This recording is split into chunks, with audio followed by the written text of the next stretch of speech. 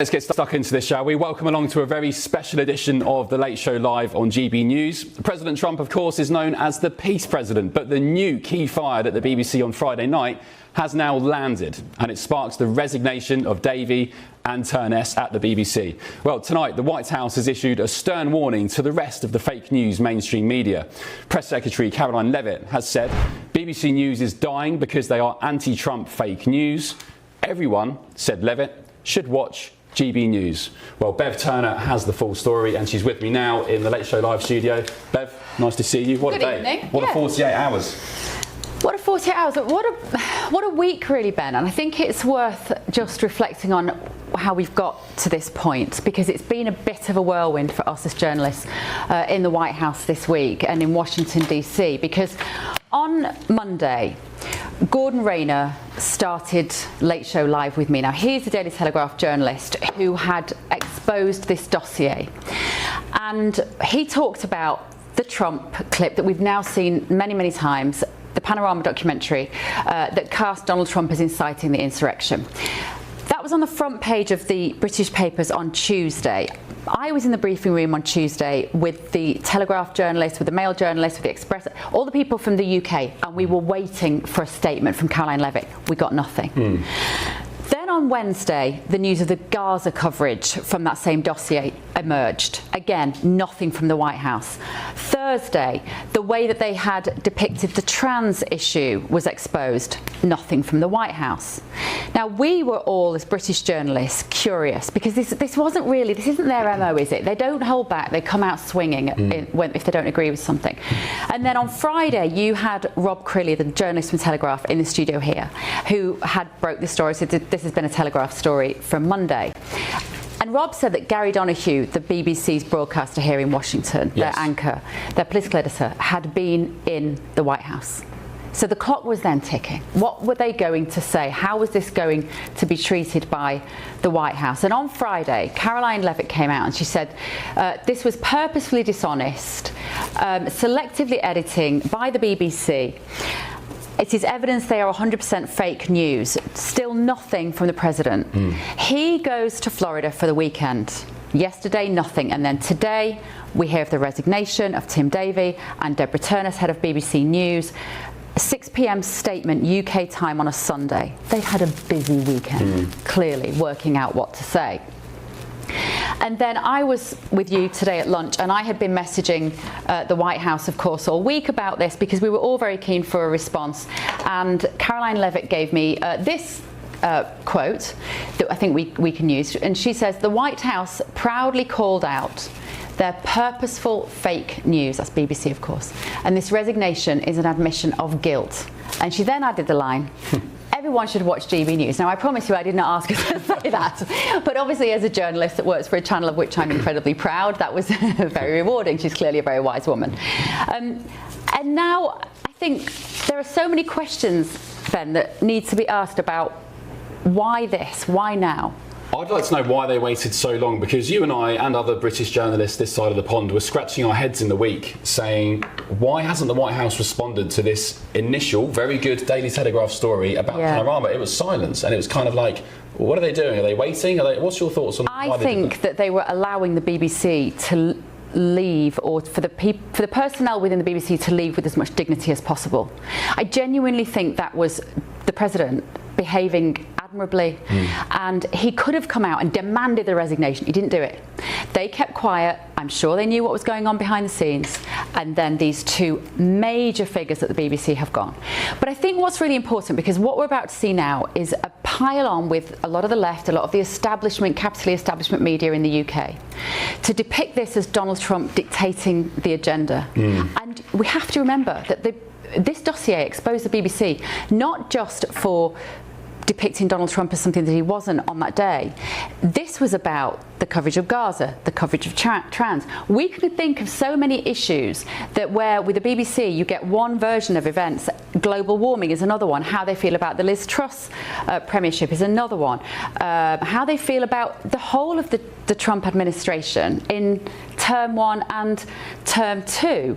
How the BBC depicts the Pakistani rape gangs issue. Yeah. We know there are big stories that they do not deal with due impartiality, and that's the concern. Yeah, the people today, the rhetoric is, the conversation is, especially from those of the left side of the argument, saying that the White House, President Trump, is getting involved in UK media affairs. Well, no, I mean, I'd argue President Trump was there reacting to something that was done to him, and really just gave the BBC just the slightest of nudge over the cliff they were already perilously hanging off for many, many years. You can go back, I don't just blame Tim Davie, but you can go back for decades. Look, Savile, Hugh Edwards, the Glastonbury situation. You can go on and on and on. And I've been saying tonight, Bev, this is partly, and by the way, I'm not dancing on the BBC's grave tonight. I think it's actually quite a sad occasion that what was once a well-respected, proud British institution, I used to love the BBC, has now resorted to being called out by the President of the United States. There are elements of the BBC that I do still love. I love some of their entertainment programming, some of their coverage this weekend of all of the remembrance services.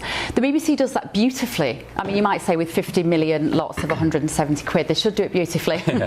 But they do some things well. When it comes to news, they have dropped the ball over the last however many years, and the British public no longer feel that they represent who they are. And that is the reason that GB News is doing so well. Yeah. Because the people sat at home watching TV watch what we say and they go, I agree, I feel like that, you're representing my life. And the BBC no longer do that. I will show you and viewers back home and listeners a clip. Rob Crilly from the Daily Telegraph, the guy who initially penned that Panorama story a week or so ago, which kicked off this whole fiasco. Rob Crilly was on the Late Show Live on Friday, and he told me about the moment that the BBC's Gary O'Donoghue, one of their top Washington reporters here, very nice guy, nice chap, he was mysteriously in the White House on Friday, as you said, Bev. This is the moment Rob Crilly told me about that. We'll discuss it afterwards. Let's take a look. Made an appointment. I went in, sat down on her sofa, very well appointed. She's moved offices, the fire was roaring, rather cosy atmosphere. And of course she was well aware of the story. And so as soon as I put it to her that, you know, there were questions to be answered by the BBC, she was only too happy. And she is a very slick operator. She knows how to give a good story. She knows the mind of the president as well. And she delivered, you read the quote there, I think she delivered a real sign of the fury of the White House in her response. And it was rather amusing. Have the BBC been in and around the White House this week since the Panorama story dropped? And I mean, who's the is it Cassie Kay? They have a whole slate of reporters. I mean, you also have Gary O'Donoghue, the reporter who got the interview with Trump actually earlier this year. How have they been this week? He was at the White House today, I noticed. I don't know if he was in for a meeting, for a dressing down, or quite what. Now, they come and go and do their reporting. They're part of the press pool. They may, for all I know, one of their radio correspondents may have been on Air Force One this evening. I suspect that would have been rather frosty. So there we go, bit of a nugget of information there from Crilly. Gary O'Donoghue was in the White House mysteriously, he's not always in there. Do you think we can assume from this now that the BBC were dragged into the White House for a rollicking and then that's how we've ended up to today? I don't know. We might find out this week. We don't know what's gone on behind the scenes. I don't think, contrary to public opinion, that Donald Trump would have the power to get the DG kicked up, forcibly resign his job. I don't think so. But I think what is also important to say is this is an opportunity for the BBC to really genuinely look at how they handle their news editorial. I know from people within the BBC newsroom that they have concerns that they can't relate to real people, partly because they're staffed maybe by a certain type of public school boy and girl. I don't know what it is, and I'm not sure they know what it is, but there is a groupthink mentality at the BBC. There is a certain type of person, like we will joke, we will joke, we'll never get a job on the BBC. Now that shouldn't be a joke, because actually all I want from the BBC, I don't want them to necessarily be pro-Trump or pro-conservative or pro-reform. And Nigel, there's another topic. You know exactly how the BBC are going to cover Nigel Farage and reform. I want both sides of every story. That is what the British people want, because if you don't show the British people both sides of every story, you're assuming the British people are stupid. And do you know what else is quite alarming? I agree with you, by the way, but it's the reaction from certain BBC stars or even the likes of Adam Bolton, former Sky News star presenter, who don't see and don't understand what the BBC have done wrong. People still saying, well, hang on a minute, Trump did incite this or that, or he was responsible for that. They don't understand or see the problem in splicing together two separate pieces of speech, 52 minutes apart, to make a man say something the complete opposite of what he did say. That's alarming, the reaction to it. Nick Robinson, John Simpson as well. But that's the mindset that I'm talking about. Whether it's almost like on an individual level, I think there are people who work at the BBC that just don't want to be criticised by their peers. It's a crowd of people sometimes, I think, maybe in news, who they don't want to be judged. They're pretty scared of getting it wrong or saying the wrong thing and therefore being cast out or censored by their friendship group at the work or whatever it is. We don't suffer from that same sort of fear here. And so it gives rise to a kind of, we have an oxygenated news empire here at GB News. Like it is, all views are welcome here. And we often get criticised. People will message the show all the time, why am I having to listen to all these lefties on GB News? And we say, because that's much more fun. Whereas at the BBC, you know that anybody that is centre right or thinks differently to the steps outside of the Overton window of what is acceptable to say on whatever particular topic it is, they're going to be the butt of the joke at BBC News. And while they are like that, they're also laughing at the public, and the public are not stupid. Yeah, well said. And actually, I say to my producers all the time, you know, Bev, I'd rather do 2 hours of arguing and debating with people I disagree with completely, because maybe I'll learn something. Correct. Maybe they'll learn something. You know, I don't want to live in an echo chamber where we're just regurgitating other people's ideas. All perspectives, you know, make us a better society, better informed people. And I know Tim Davie, I know Deborah Turner personally. They're not bad people. I don't wish them any harm as individuals. I wish them nothing but luck in the rest of their, what will probably be successful careers. But there needed to be consequences in 2025.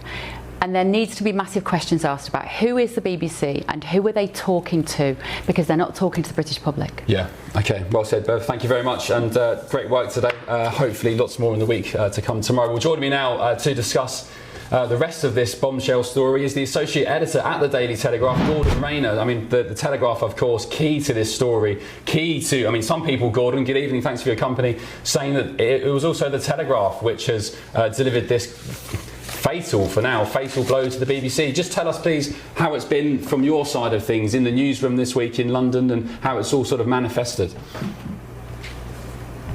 Well, I mean, it's been non-stop. You know, GB News has done a very good job of keeping across this story.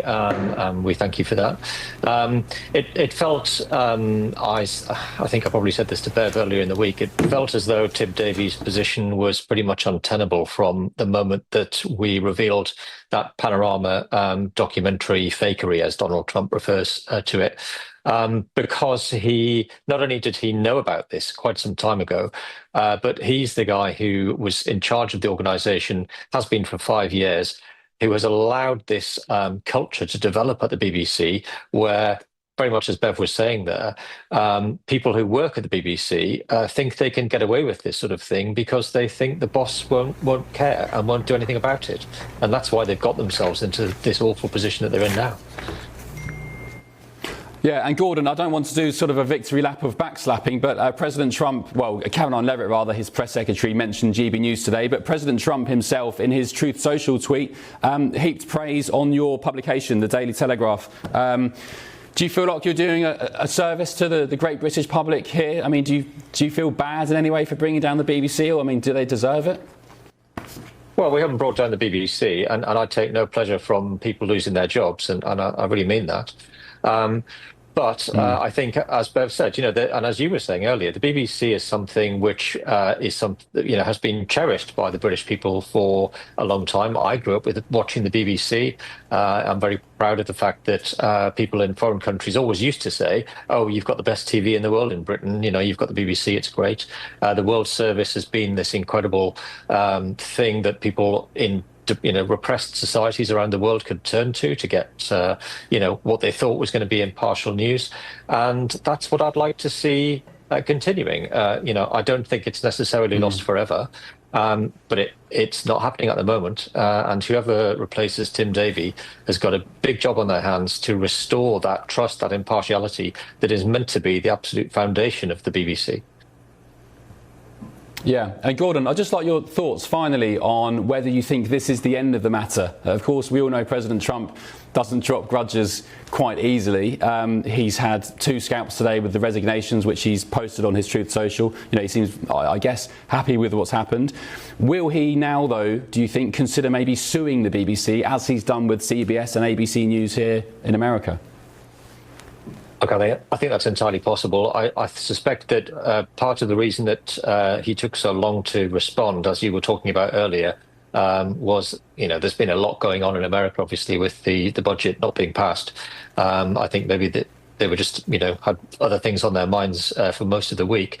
I suspect he's not necessarily going to let this go. I also think that this may not be the end of the resignations, because the people that made that Panorama program behind this story, we've heard nothing about what's happening to them. And also Jonathan Monroe, who is the head of global news at the BBC. He's responsible for, BBC Arabic, for example, which we've been talking about with the bias in their reporting. He's the guy that in a meeting where the Panorama program was discussed, said there wasn't a problem. The British people had not been misled, and it was just normal editing. Well, if that's what he thinks, then I'm not sure he's in the right job. Just, Gordon, one more. Thank you for your time. You're being very generous. But do you think Downing Street's been involved at all this week with the Trump White House? Do you think President Trump would have given Keir Starmer a heads up, bearing in mind for the simple fact that it's the state broadcaster and so on? Any involvement, any word on the street in Westminster? I don't know the answer to that. I think that Downing Street has obviously been watching this story developing. We know that Lisa Nandy has been looking at it. She has made it very clear to the BBC that they needed to do something, that they needed to take our reporting seriously. As to whether or not Starmer and Donald Trump spoke about it, I don't know. Yeah. Gordon, thank you very much. Really appreciate your company tonight. Great work at the Telegraph, you and your reporters, and we'll catch up soon. Thanks very much. That's Gordon Rayner, Associate Editor at the Daily Telegraph. Right, let us know your thoughts. gbnews.com/your say. The big question for me, guys at home, viewers and listeners, is, as I just asked Gordon, will President Trump now pursue some legal action against the BBC? He's done it with ABC News here in America. $16 million he settled for. He did it with CBS News, another $16 million as well. gbnews.com/your say. Keep those coming in.